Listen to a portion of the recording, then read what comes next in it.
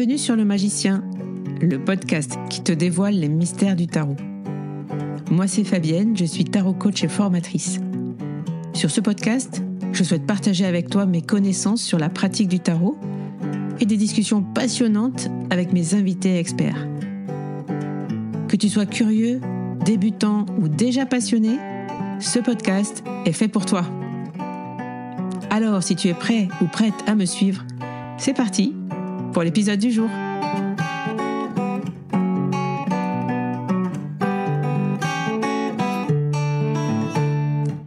Hello à tous, bienvenue dans ce nouvel épisode du Magicien et aujourd'hui je suis ravie de vous présenter les 10 questions de la roue de fortune, donc arcane 10 du tarot. Voilà, j'adore faire ces épisodes, je les dissémine comme ça tout au long du Magicien, du podcast, il y en a à peu près environ un par mois. Donc si vous aimez ce type d'épisode, si vous arrivez sur le podcast par l'intermédiaire de cet épisode, revenez un petit peu en arrière dans les mois derniers pour retrouver les 10 questions du fou, du magicien, de la papesse, etc. Donc on en est à l'arcane 10 et nous voyons aujourd'hui la roue de fortune. Alors, je trouvais intéressant et j'ai trouvé intéressant aussi de travailler les 10 questions de l'ermite début janvier puisque on attaque l'année qui est sous la gouverne, disons, de l'ermite. Arcane 9. Aujourd'hui, on est dans l'arcane 10 et on est sur un arcane qui nous parle de cycle. Et aujourd'hui, à l'heure où j'enregistre cet épisode, nous sommes le jour de la nouvelle lune en Verseau. C'est aussi le nouvel an lunaire, donc finalement le nouvel an chinois. On passe d'une étape à une autre, on passe d'un cycle à un autre. Donc c'est parti, aujourd'hui on va parler, donc vous avez bien compris, de changement. Et pour fêter cette nouvelle lune en Verseau, ce nouvel an aussi lunaire, et j'ai créé un tirage, je crée un tirage tous les mois dans les nouvelles et pleines lunes. Eh bien, j'ai trouvé aussi intéressant que le mantra que j'ai créé pour la nouvelle lune en Verseau, c'est se réinventer. Et donc ça matche tout à fait bien avec le fait qu'aujourd'hui j'enregistre cet épisode sur Roue de Fortune. Je l'ai pas fait exprès, mais voilà, c'était une synchronicité qui était assez marrante et je voulais vous la partager aussi ici. Donc se réinventer et accepter le changement, c'est peut-être en ce moment ce que l'on est en train de vivre tous. En tout cas, on est on débute une fin de cycle dans cette période d'hiver et on arrive vers le renouveau. Au plein cœur de l'hiver, on a les signes du printemps qui arrivent et donc on se prépare à ce changement aussi, tout à fait naturel et tout à fait simple. Alors, je vais commencer donc par ces 10 questions. Voilà, vous êtes habitués maintenant à ces épisodes. Je vais dérouler ces questions et peut-être, vous expliquer un petit peu pourquoi je pose ces questions en lien avec, la roue de fortune, mais sinon, je vais dérouler ces 10 questions. Donc on commence avec la première: comment accepter les changements au lieu d'y résister? Je précise que ces questions, vous pouvez, soit les garder, dans votre cahier, dans votre cahier de tirage ou justement dans votre, journal.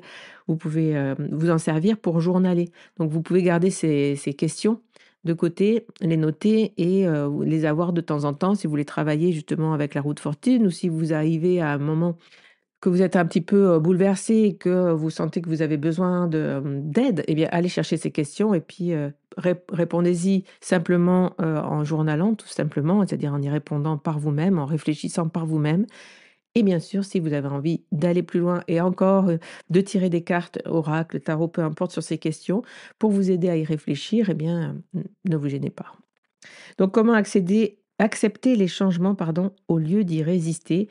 Voilà, l'idée de se laisser aller avec le changement, d'accepter ce changement, pour au lieu de se dire: «Non, non, non, je veux pas y aller» et du coup de risquer, heu, même type le blocage, de risquer, le stress, de risquer justement de rester longtemps bloqué justement avant d'accepter le passage et que ce soit plus fluide. 2e question: quel aspect de ma vie suis-je prêt ou prête à laisser se transformer pour avancer? Donc si, cette question on peut se la poser à n'importe quel moment, pas forcément quand on est dans un moment de changement. On peut se la poser, quand on est, justement dans une période de bilan, quand on veut faire un peu le point sur sa vie, peu importe à quel moment de l'année. et se poser la question: «Quel aspect de ma vie, je suis prête à laisser se transformer pour avancer?» Avec la question numéro 3, on va chercher, à comprendre ce qui sous-tend, la peur du changement. Donc, la question est: en quoi le changement actuel me fait peur ou m'inquiète? Heu, S'interroger sur ses peurs, sur ses inquiétudes, c'est toujours, intéressant et de savoir qu'est-ce qui bloque finalement le changement, qu'est-ce qui nous fait peur et de regarder en face ces peurs pour, se dire: «Mais peut-être que ce sont des peurs qui ne sont pas vraiment réelles» et puis si ça arrive, eh bien, est-ce que vraiment ça sera très grave? Est-ce que je pourrais pas m'en sortir? Est-ce que je m'en suis pas déjà sortie dans ce genre de situation? Et donc prendre confiance et voilà, fluidifier le passage et le changement.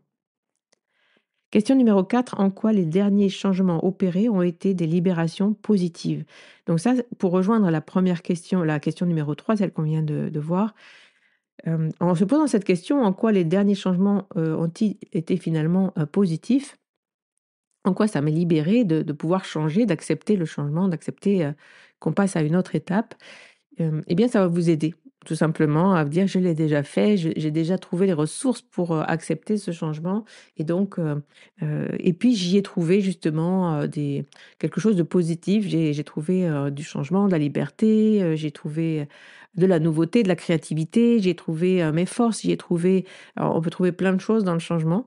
Donc trouver ce que vous avez déjà vécu, par le passé, retourner regarder les périodes de changement et comment vous les avez traitées et comment vous les avez, surmontées justement avec, toutes ces forces et peut-être même de la joie et donc allez voir, quel en quoi les derniers changements, ont été, des libérations positives pour vous et donc ça vous donnera aussi plus confiance, quand plus on fait les choses et plus on accepte effectivement de les faire et plus, c'est fluide et limpide.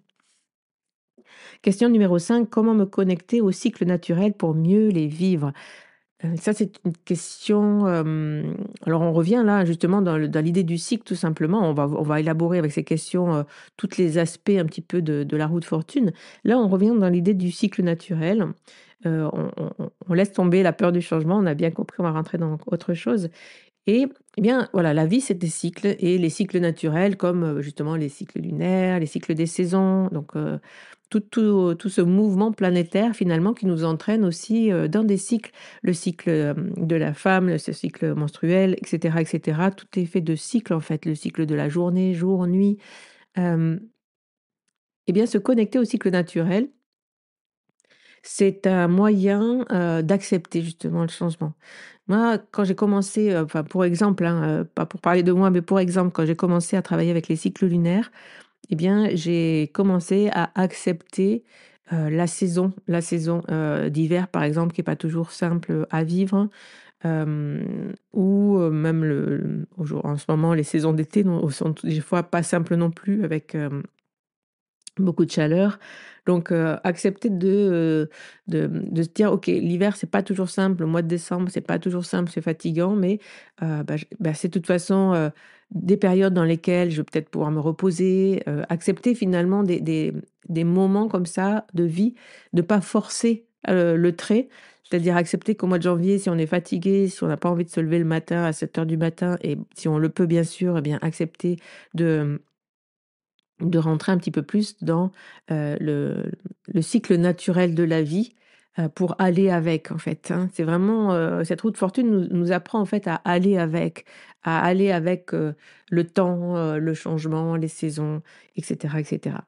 Donc comment faire pour se connecter au cycle naturel? Moi, j'ai décidé de me connecter au cycle lunaire et justement de travailler avec ces énergies-là et franchement, moi, ça m'a beaucoup aidée à revenir à moi, à me rassurer et voilà, à entrer dans ce cycle tout simplement, à faire partie finalement du cycle naturel de la vie. Question numéro, 6. Quels sont les schémas qui se répètent dans ma vie? Donc ça, on va avec cette question, pardon, on va aller chercher à comprendre quelles sont les choses qui se répètent un petit peu. Vous savez, ces challenges un petit peu récurrents qui peuvent se présenter dans nos vies, hein. C'est pas une obligation, mais ça peut arriver donc aller se poser justement la question: «Quels sont les schémas répétitifs dans ma vie?» et pouvoir peut-être, les regarder en face encore une fois, les repérer quand ils arrivent et se dire: «OK, je fonctionne toujours comme ça. OK, cette histoire, c'est toujours la même. Pourquoi et comment je peux faire la prochaine fois pour peut-être, éviter ce cycle justement?» Et donc on arrive dans la septième question: «Qu'est-ce que ces schémas répétitifs peuvent m'apprendre sur moi?» Et donc, comment, si je me comprends mieux, je pourrais plus tard, mieux les vivre ou peut-être les éviter, heu, ou peut-être, tout simplement, les accepter et accepter que, ce genre de schéma répétitif, qu'ils sont là et que petit à petit peut-être que on pourrait faire autrement. Donc on passe directement à la question numéro 8 qui est: «Quelles opportunités puis-je saisir en ce moment?»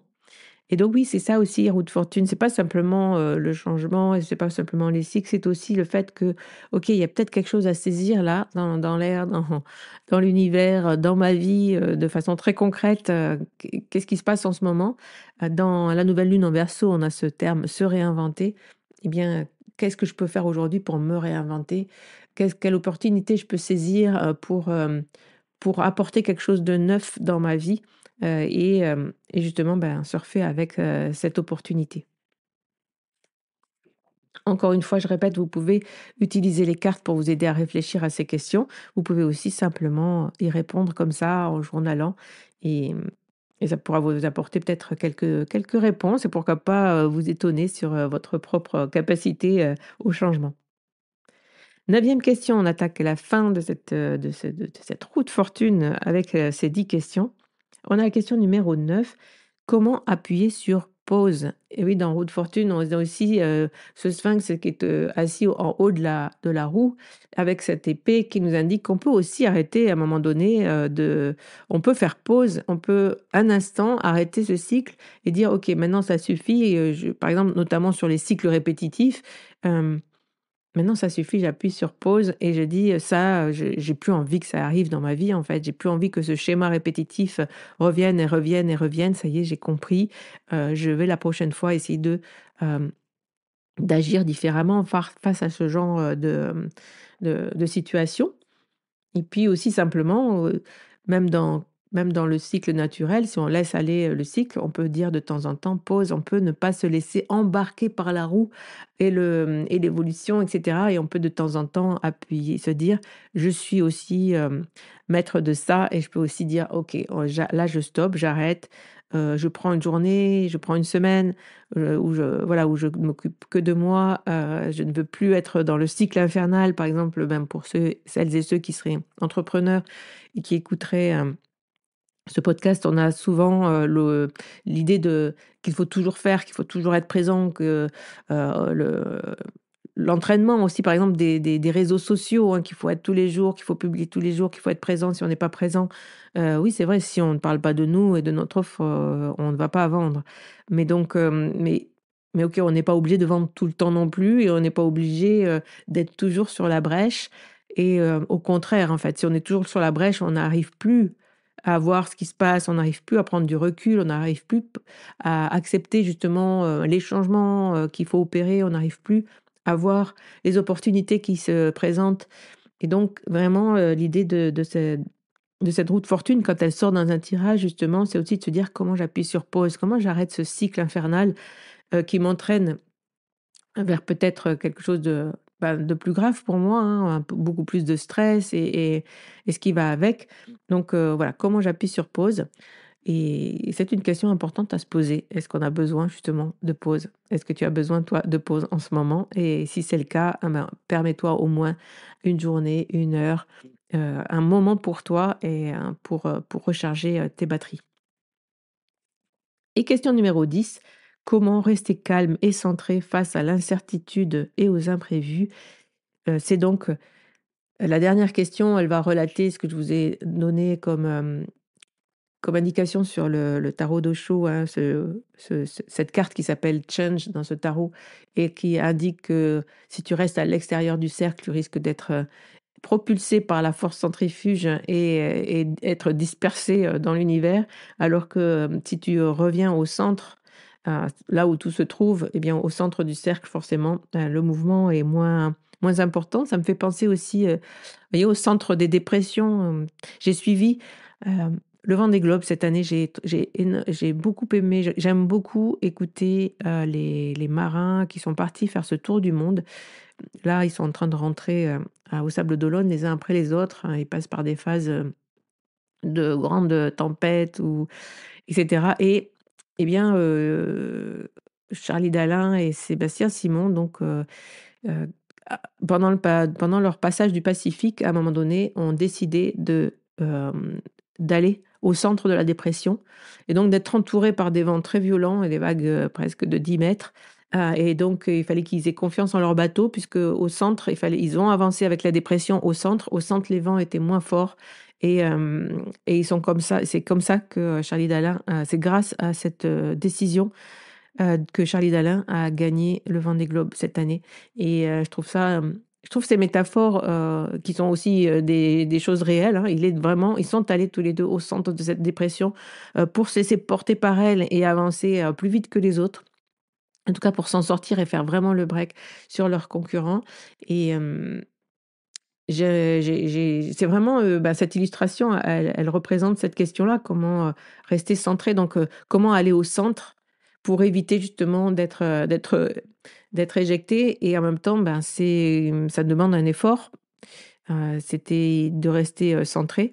De l'entraînement, c'est quelque chose que l'on apprend.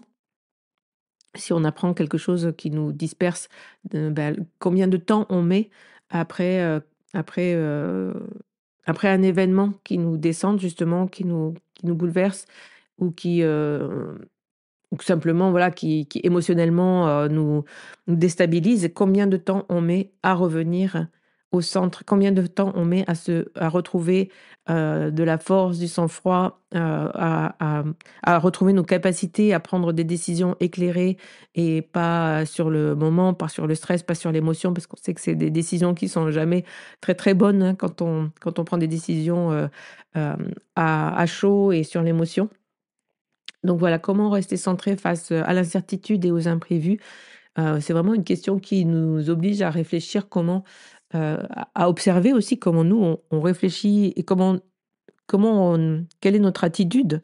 Quelle est notre capacité à garder notre sang-froid, dans ces moments, un petit peu, dans ces imprévus, hein, de la vie qui sont forcément là?